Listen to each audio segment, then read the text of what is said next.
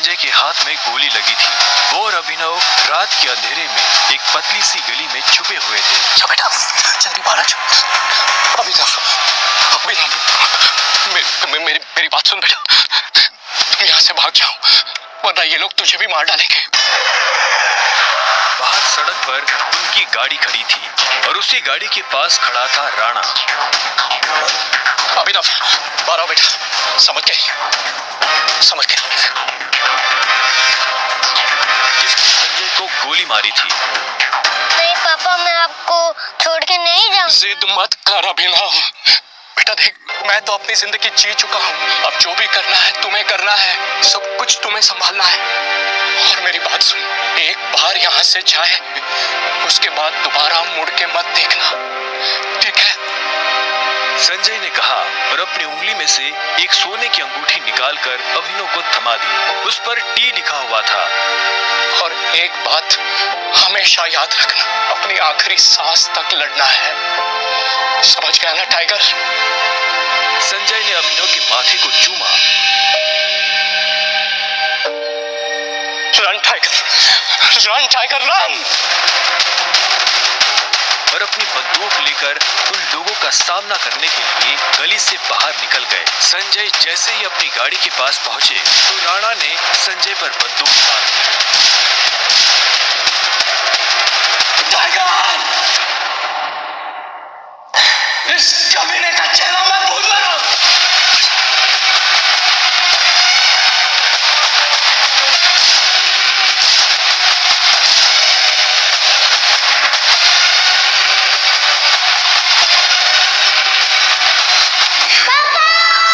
अभिनव चिल्लाया और अचानक से उसकी नींद खुल गई। पसीने में तरबतर अभिनव अपने बिस्तर पर उठकर बैठ गया और गहरी सांसें लेने लगा। 18 साल, पिछले 18 सालों से ये सपना इसी तरह से अभिनव को परेशान कर रहा था। अभिनव ने पहले अपनी उंगली में पहनी उस अंगूठी को देखा और फिर बाथरूम की तरफ बढ़ने लगा। अभिनव गुड़गांव में रहता था और डिलीवरी बॉय का काम करता था।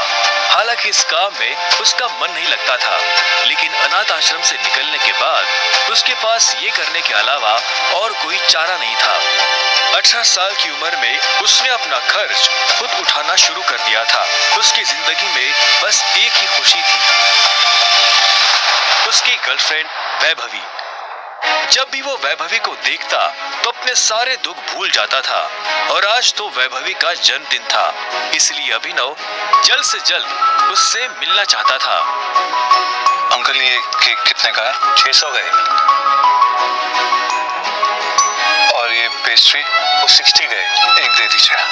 असल में अभिनव और वैभवी ने ये तय किया था कि वो पैसे जोड़कर अपने लिए किराए का एक बड़ा घर लेंगे, इसलिए वो पैसे वेस्ट नहीं करना चाहते थे। Thank you. कुछ देर के बाद जब वो वैभवी के घर के बाहर पहुंचा तो उसने देखा वहाँ काफी रंगीन लाइट्स जल रही थी और बाहर से तेज म्यूजिक की आवाज आ रही थी।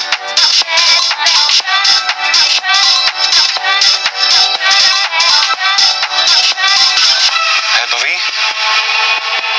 ये सब क्या है? ये कौन है वैभवी? देख नहीं रही है, डिलीवरी बॉय है। पर हम तो केक मंगवा चुके थे ना, फिर तूने पेस्ट्री क्यों मंगवाई?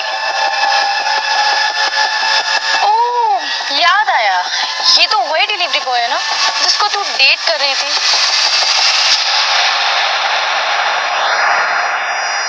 ओह कम ऑन यार वैभवी, तेरा स्टैंडर्ड इतना गिर जाएगा मुझे नहीं पता था।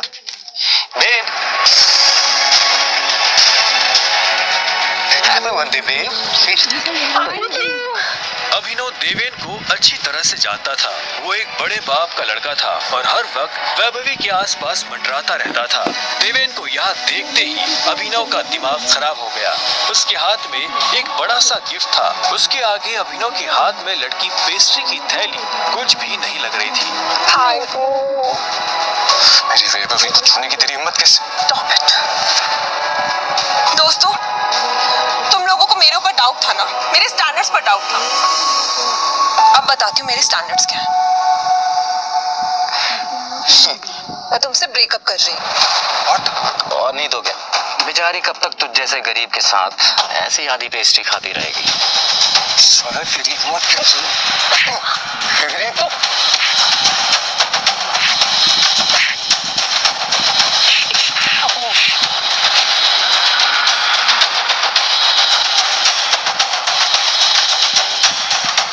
ये तुमने ठीक नहीं किया वैभवी। और अभिनव वहां से निकल गया। वो उन दोनों की शक्ल अब और नहीं देखना चाहता था। उसकी आंखों में आंसू थे और उसका दिल बुरी तरह टूट चुका था।